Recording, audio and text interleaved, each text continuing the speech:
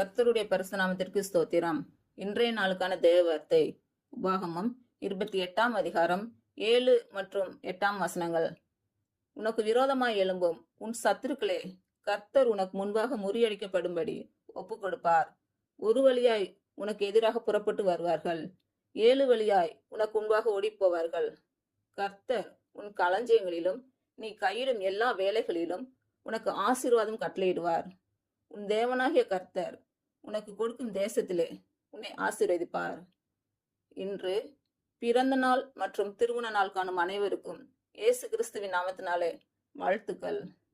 கர்த்தர் உங்கள் பலவீனங்களை மாற்றி உங்களுக்கு பலத்தை கட்டளையிடுவாராக.